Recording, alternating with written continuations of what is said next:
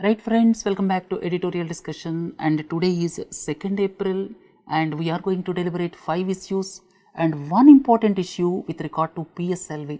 We are going to deliberate on Thursday, that is most important. One article appeared in the explained page of Indian Express today, but we are going to deliberate that threadbare on Thursday.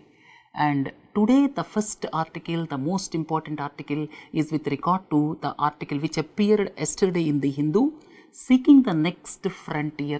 And in fact, we deliberated on 28th March certain issues pertaining to Mission SHAKT, right? And the Prime Minister announced India became the 4th country in the world to successfully hit a satellite in space with 3-stage anti-satellite missile, and it brought down one of the satellites in the low Earth orbit.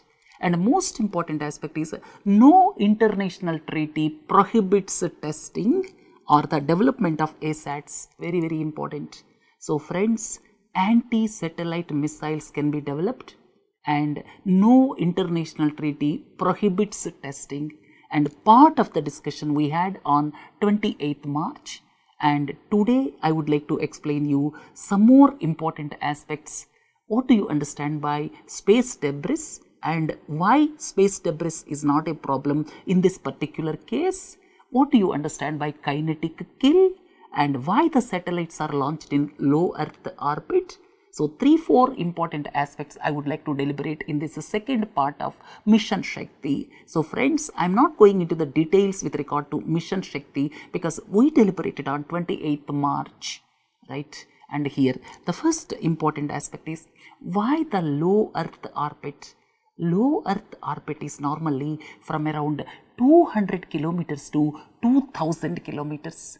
And why low Earth orbit is preferred for military satellites? Of course, the first reason is it takes less energy to place a satellite in that orbit. And the second most important reason is they have low latency. Latency means the delay before the transfer of data begins following an instruction for its transfer, or you can say the delay is less in comparison to the satellites when they are placed in the distant places, or you can say when the low Earth orbit satellite is there, the delay or technical term latency is reduced. Next important aspect is in LEO the satellites are less vulnerable to jamming. Very important, right? So therefore military satellites are in the low Earth orbit because of 2-3 important points, because of less latency, or you can say low latency, that means the delay. Second important aspect is they are less vulnerable to jamming. Third important aspect is they will have much more bandwidth and which will be useful for military applications. So friends, these 2-3 points are very important. So after learning about these 2-3 points, let us move on to Mission SHAKT. And low Earth orbit, as I have already told you, it is from 200 to 2000 kilometers, and ASAT is nothing but modified intercept missile of the ballistic missile defense system. And please don't forget, India for the past 15-20 years is developing ballistic missile defense system. Very, very important. And friends, this can be considered as part of the ballistic missile defense system. Very, very important, right? Then the mission is completed in 3 minutes. And the downed satellite is a microsat R. This is the satellite in the low Earth orbit, right friends? So anti-satellite weapon allows for attacks on the enemy satellites, blinding them or disrupting the communications, right? This we already learned in the previous lecture. So friends, from this slide, one important aspect I would like to tell you, this ASAT missile test is part of the ballistic missile defense system. And in the previous slide, we learnt about why the military satellites are preferred in the low Earth orbit because of several advantages.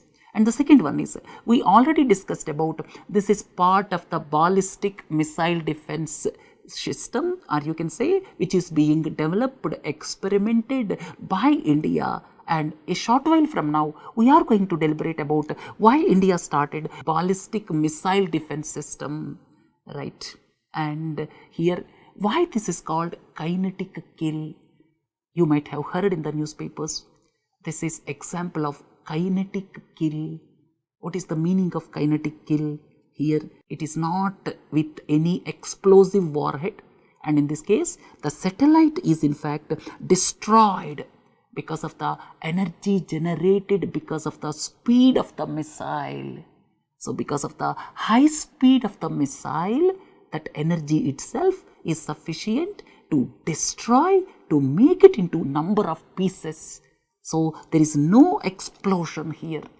The satellite is destroyed because of the speed of the missile interceptor, right? So, the technology is one of many with ASAT capabilities and is the same used by China in its 2007 ASAT test. So, friends, this is another important word. Don't forget, kinetic kill. Quite often you find in the newspapers. And what about debris? Why debris is created in the higher orbits? Why debris is not created in the lower orbits? Right? Space debris. Space debris from the anti-satellite tests can create problems for other satellites. Right? In fact, China's test in 2007 that was considered most destructive. Why? Because the impact took place at an altitude of around 800 kilometers. And because of that, the space debris will remain for several decades. And have a glance at it.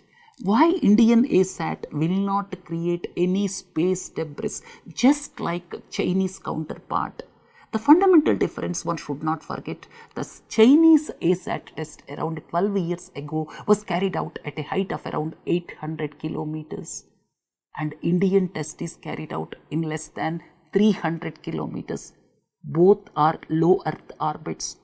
Low Earth orbit is from 200 to 2000 kilometers. Both are low Earth orbits. But the fundamental difference here is Indian test is less than 300 kilometer height. Chinese test is 800 kilometers height. Why Chinese test created space debris? Why Indian debris will vanish within 45 days? The reason is here. Low Earth orbit will face orbital decay, very important, due to the friction with the atmosphere, and this is known as atmospheric drag, right? So, with the help of atmospheric drag, here what happens, the debris will come down within some days or normally burnt up due to the friction with the atmosphere while coming down, right? So, this is because of the atmospheric drag, or you can say orbital decay due to the friction with the atmosphere. And when you go up and up, then it will remain. Here you see, higher the altitude, the longer the orbital debris will typically remain in the Earth orbit, right? So, this is primarily because of the atmosphere. As you go up and up, what happens? The atmosphere will thin. It will thin out.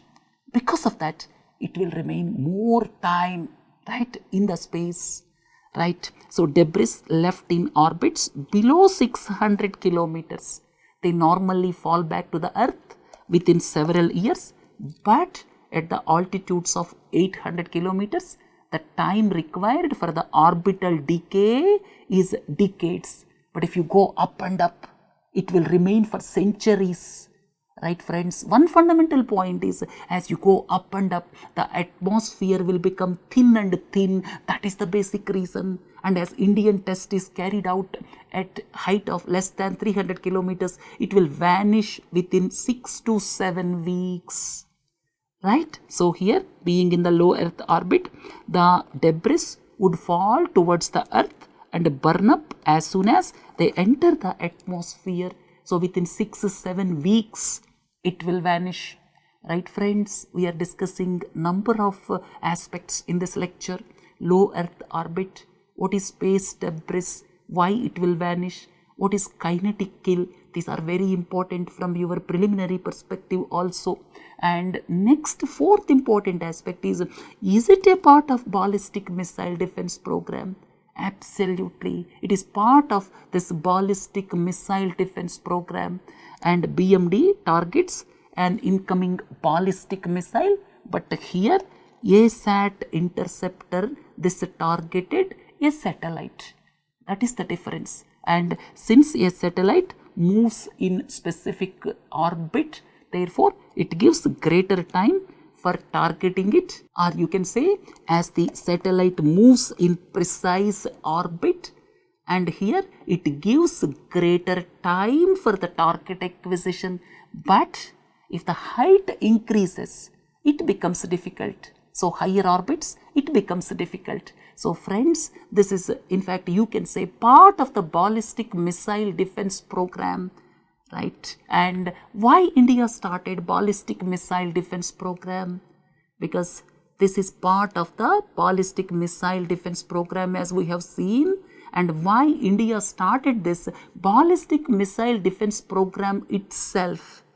Because of the reason Pakistan acquired some missiles from China as well as North Korea in 1990s, and subsequently faced with Pakistan's growing missile capability, India started developing ballistic missile defense program in 1999, right? So in 2011, in fact, incoming Prithvi missile was destroyed by the interceptor missile over Bay of Bengal at an altitude of around 16 kilometers. Subsequently, the capability is increased. So therefore, the tests are being done at higher altitudes subsequently. So friends, the present one is part of the ballistic missile defense program, which was started in the late 1990s by DRDO. Please don't forget.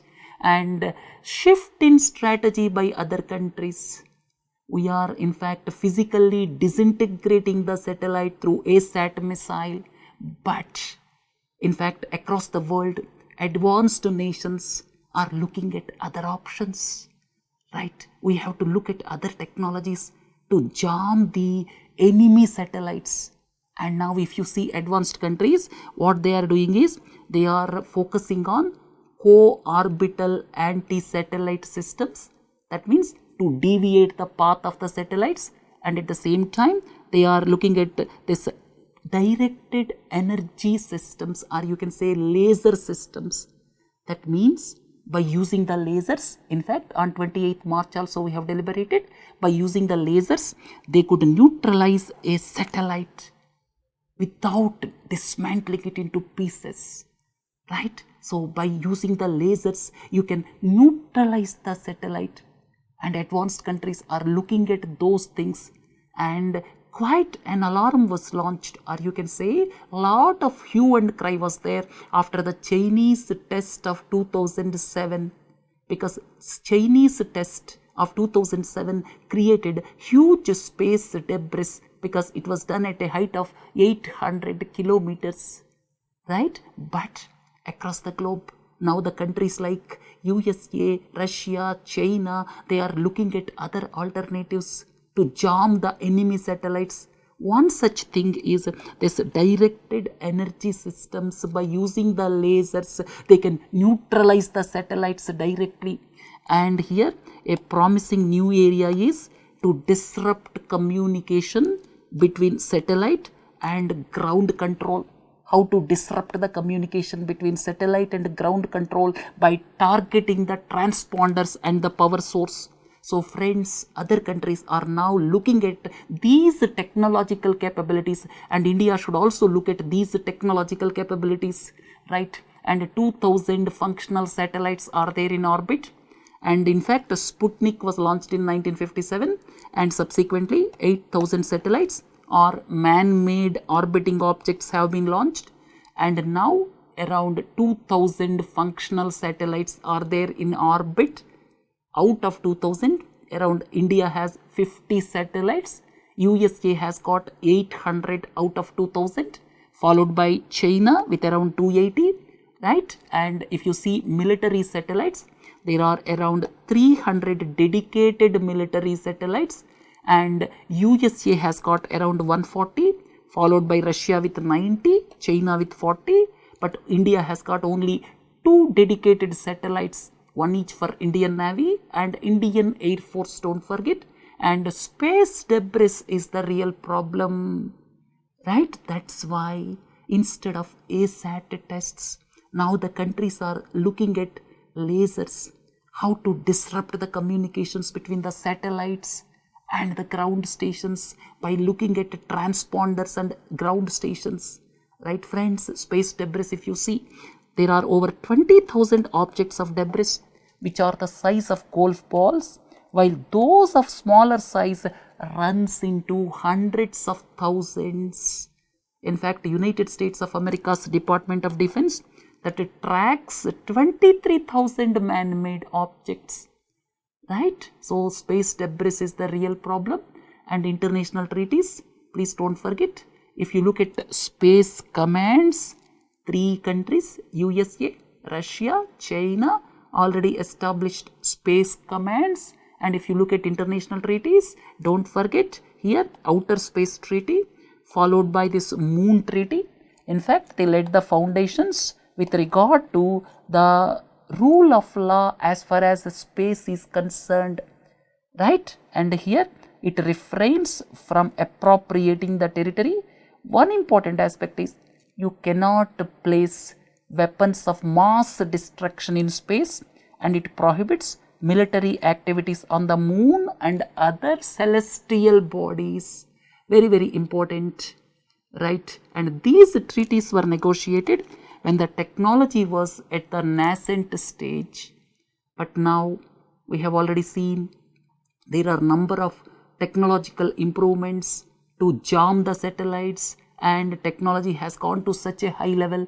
There is a need to look at the further treaties, right? So this is all about the outer space treaty, which prohibits placing of these weapons of mass destruction in space.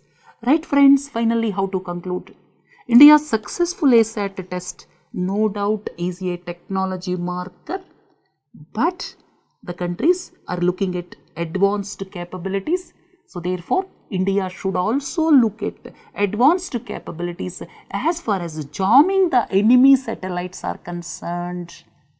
Right friends, it is no doubt a big achievement for India. Anyhow, we deliberated all the important aspects from your examination perspective. Let us move on to the next important article. This is from the Hindu today, and ensuring access to justice. And this is written by former Supreme Court judge, and she is quite critical about the integrity of the lawyers, right? So I am not going into those details, but whatever is important from your examination perspective, critically examine the case for Supreme Court sitting at the places other than Delhi. There is one constitutional provision which facilitates Supreme Court to sit at other places other than Delhi. Second important aspect, what is the present mechanism to silence the errant lawyers? Examine the need for change in the present system. In fact, to silence the errant lawyers, now the system is bar councils. But bar councils are not that effective. So now the system to silence the errant lawyers is with the bar councils, but not with the courts.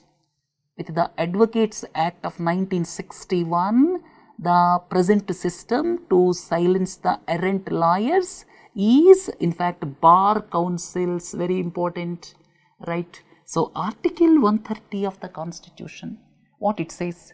Article 130, the Supreme Court shall sit in Delhi or in such other place or places as the Chief Justice of India with the approval of the President from time to time appoint. So friends, Article 130 gives the provision for the Supreme Court to sit at other places with the approval of the President. Very important, right? So under Article 130, the Supreme Court can sit at other places. In fact, around 10-12 years ago, central government advised the Supreme Court to sit at other places, but the Supreme Court decided against the idea. It was felt that the authority of the Supreme Court would be diluted if it sits at places like Mumbai, Chennai, Nagpur, right? But you look at the high courts in various states have got several benches.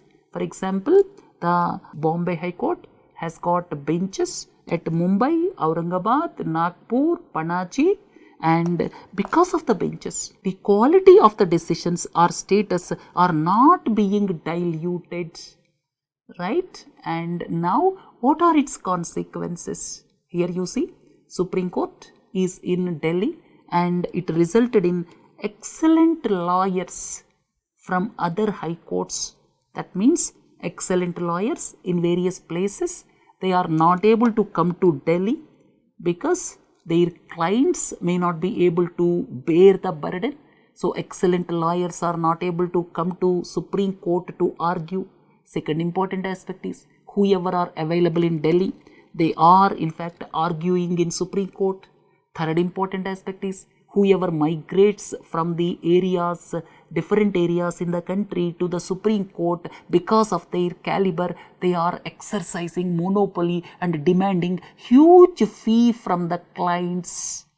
So therefore, this led to monopolistic tendencies in the Supreme Court as far as lawyers are concerned, right? So therefore, Supreme Court at present, by working from only Delhi, that as per the author feels it would have been better if the Supreme Court benches are established at various places, or you can say if Supreme Court sits at other places other than Delhi, right? And lawyers, here the author is quite critical about the lawyers, right? So here lawyers actually denying access to justice. In fact, they are acting as middlemen between judges as well as the litigating public. They are acting as brokers, and this former Supreme Court judge is quite critical about the functioning of the lawyers, right? And as per one research organization, more than 70% of the delays in the disposal of cases are attributable to lawyers, and the major reason is unjust requests for adjournments. Adjournment after adjournment, that became the norm actually. So lawyers are responsible partially for the delay of the court cases, right? So the author is quite critical about the lawyers, right? And what about the disciplinary powers over the lawyers? Lawyers are resorting to several unethical practices. And what is the disciplinary power? In fact, the disciplinary jurisdiction over lawyers was originally with the courts, but now it is taken out. After the Advocates Act of 1961, now bar councils, they are vested with the powers to take up the lawyers under the Advocates Act 1961. So friends, under the Advocates Act 1961, now the jurisdiction of silencing the lawyers is with the bar councils. Please don't forget, it is not with the courts, right? Finally, what is the way forward? The Supreme Court should consider setting up benches in different states in keeping with the recommendations of Law Commission. In fact, Law Commission through its 125th report, 229th report recommended setting up of the benches. This is one important aspect, please don't forget. Second is, Bar Council should exercise the powers under the Advocates Act more effectively, basically to control corruption in the lawyers, because the former Supreme Court judge says lawyers are responsible partially for the delay in the cases. Right? If the bar councils are not able to act judiciously, then the disciplinary jurisdiction must return to the judiciary, as was the case prior to 1961. Then lawyers should be made irrelevant by referring more cases to trained mediators. As one classic example is, recently Supreme Court has done in the Ayodhya dispute. So the author says, the things should be streamlined, especially with regard to lawyers, And the second important aspect is Supreme Court should look at sitting at other places. Second important aspect is Bar Council should have more teeth. If not, the power to silence the lawyers must go to the courts itself. There is a need to change the Advocates Act 1961. Look at next important article. This is about climate change which may hit India's wind power. Right friends, this is based on the research done by Harvard University and National Climate Center in Beijing. But the National Institute of Wind Energy, which is under the Ministry of New and Renewable Energy, this has got different opinion. It is said that the data used by the researchers has not been correlated with the live data available with the organization NIWE. Right. Let us leave this part and what the researchers said. The researchers in US and China said during the 36-year period, that means from 1980 to 2016, the potential electricity production of windmills across the country decreased by about 13%. And this trend may continue. That means the wind power potential of the country during the 36-year period reduced by 13%. What is the reason? The reason is the temperature difference between the Indian subcontinent and Indian Ocean is reducing. When the temperature difference is more between the land and the sea, it results in higher potential of wind energy. But what is being happened? What is being happened is the temperature difference between the Indian subcontinent and Indian Ocean is reducing. The temperature differential is reducing. And because of that, the wind power potential is in fact declining in India. Right friends, here it says there is decline in the wind electricity production in states like Rajasthan, Maharashtra, Gujarat and Karnataka. That means it is talking about west coast, right? Gujarat, Rajasthan, Maharashtra and Karnataka, and western part of the country it is talking about, and some of them are coastal states, right? Then no significant decline in Tamil Nadu. This is another important aspect. Why? Because it has different wind conditions during summer, and it recommends the government should concentrate more on setting up wind projects in Tamil Nadu, because here the wind power potential is declining. States like Rajasthan, Maharashtra, Karnataka, Gujarat, the wind power potential is declining, but Tamil Nadu is not affected because of the different wind conditions during summer, and therefore the government should concentrate on setting up more and more wind projects in Tamil Nadu. All of you are well aware the lifetime of wind turbines is 20 to 30 years. So, if one looks at the long-term horizon, the country should concentrate on Tamil Nadu because the wind power decline is high in other states, right?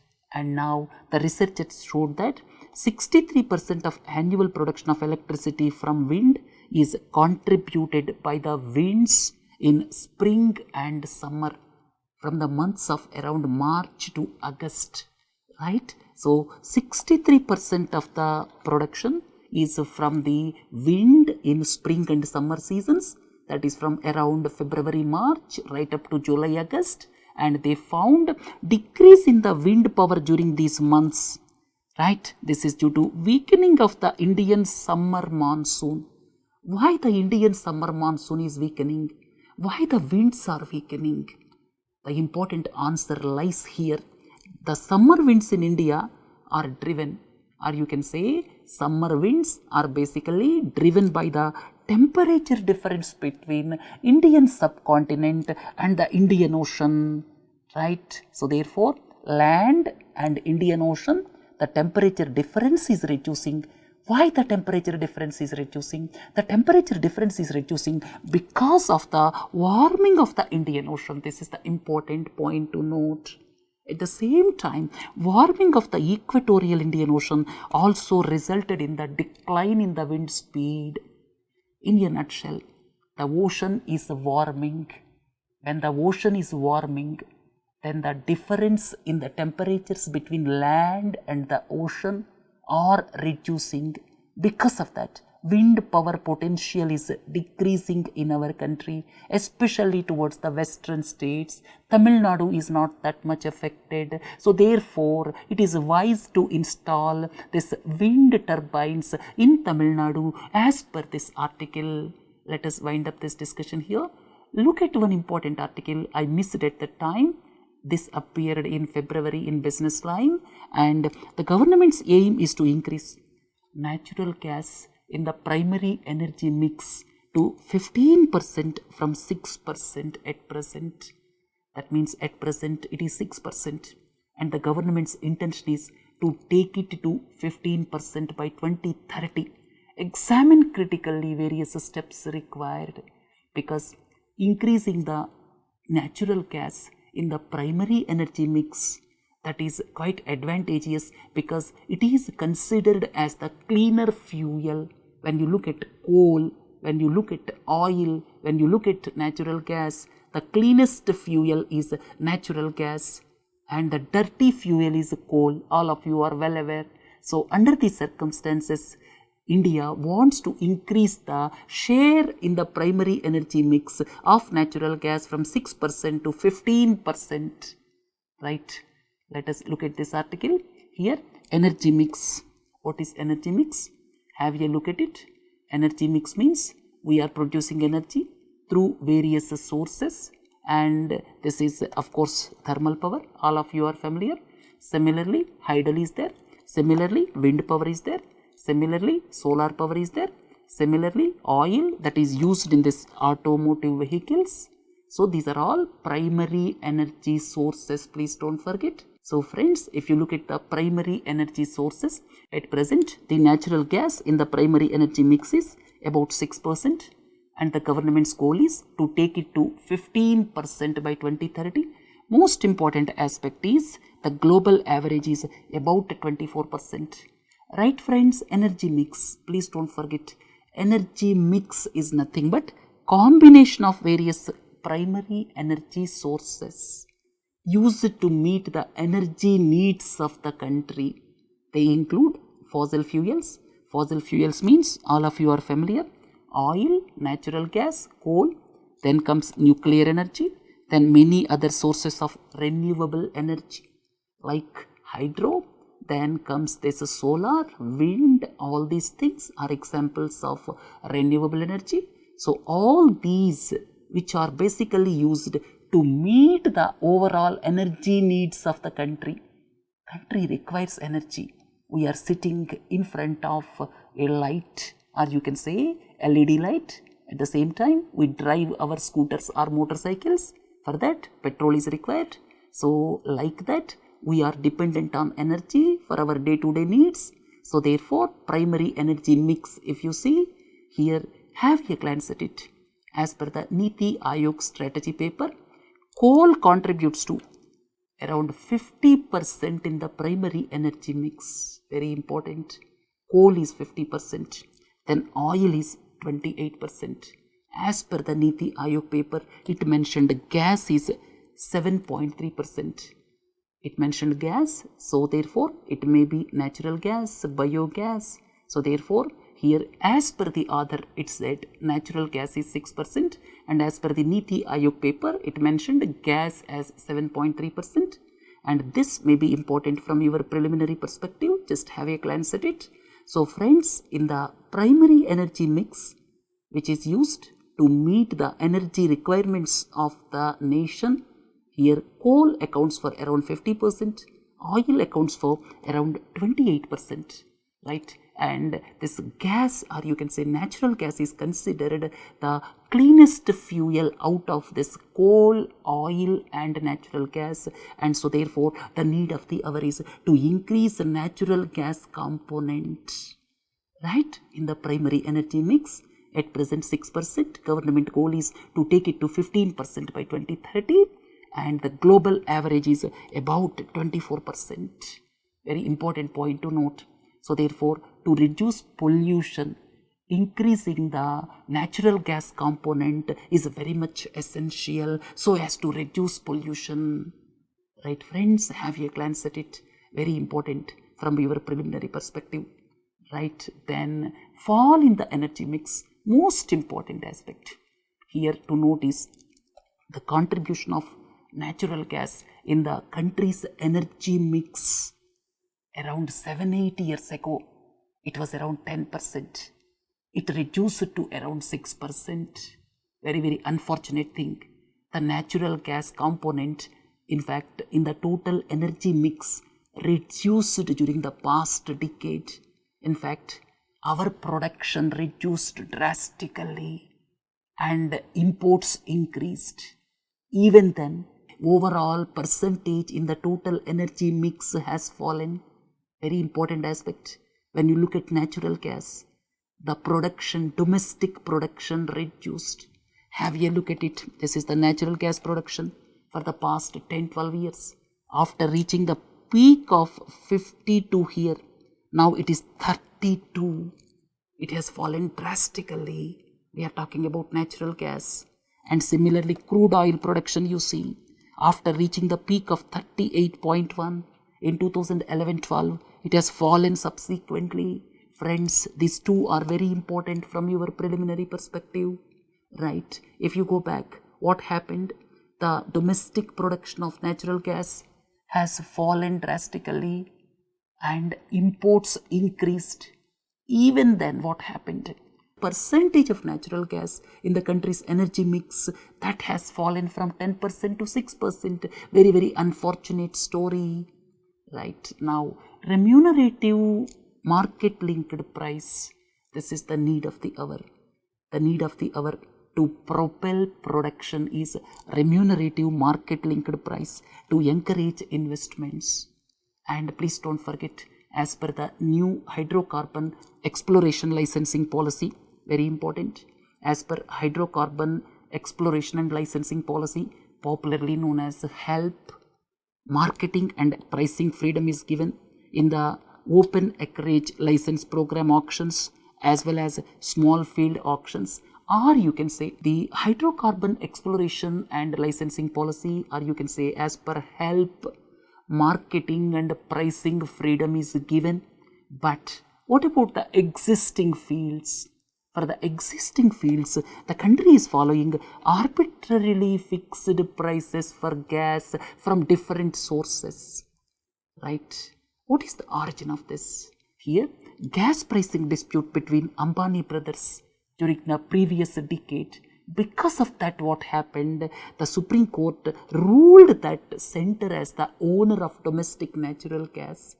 And subsequently, Rangarajan committee formula and subsequently new formula was arrived at, and the government fixes prices based on the price of some key markets across the globe, right? It is fixed twice a year. Here, twice a year, the government publishes the price for natural gas from ordinary fields as well as from the difficult fields. It fixes the maximum price. Like that, the present pricing mechanism is there. But what is important is, even for the existing fields also, market linked pricing is the need of the hour, right? And another important aspect when one looks at natural gas is the transnational pipelines. All of you are familiar with the Tapi pipeline, Turkmenistan, Afghanistan, Pakistan, India pipeline. That is, in fact, still a pipe dream. And at the same time, this Iran, Pakistan, India pipeline, right? So these pipelines are yet to come up, or you can say they still a pipe dream because of security related issues and geopolitical concerns. And the need of the hour is India should try to get more from the domestic sources.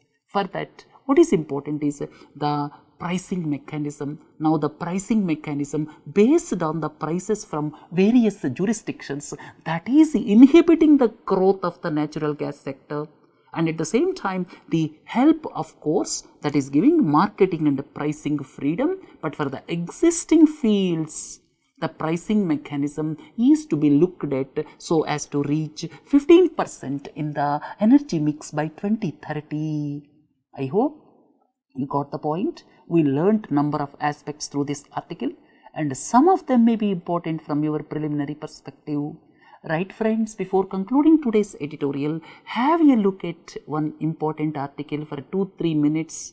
This is about students' climate strike goes global. Right, friends, all of you are familiar. Heat waves, floods, hurricanes are killing hundreds and devastating the communities across the world, and the impact is catastrophic. And there is a general feeling across the globe that the governments are not doing much.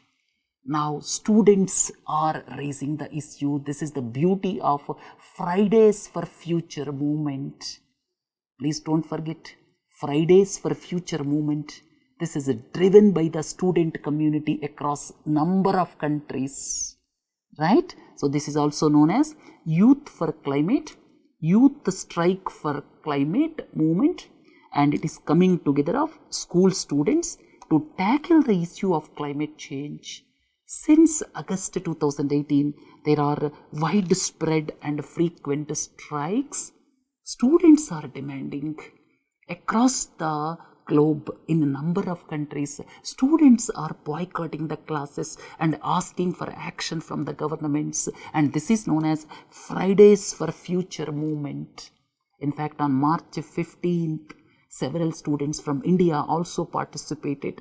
Friends, please don't forget about Fridays for Future movement. This is the movement of the school students pressing for urgent action from the governments.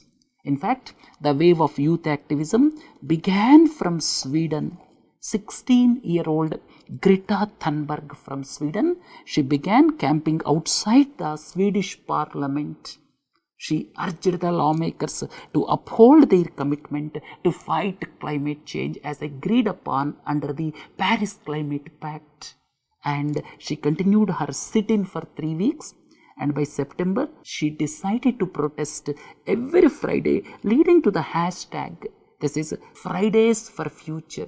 So friends, from your examination perspective, Fridays for Future, this is the campaign by the school students, or you can say students from across number of countries asking the governments to do something, right? And here the strikes around the world have different demands, but the common call is they want their governments to aggressively cut greenhouse gas emissions. This is the important point to note, right? And it is not getting support from the governments, but scientists are supporting in several countries. So friends, please don't forget about this Fridays for Future movement just for the sake of your preliminary examination. That is, Fridays for Future movement is the movement by students across various countries. This is more than enough. Let us conclude today's editorial discussion. Have a nice day. Thank you.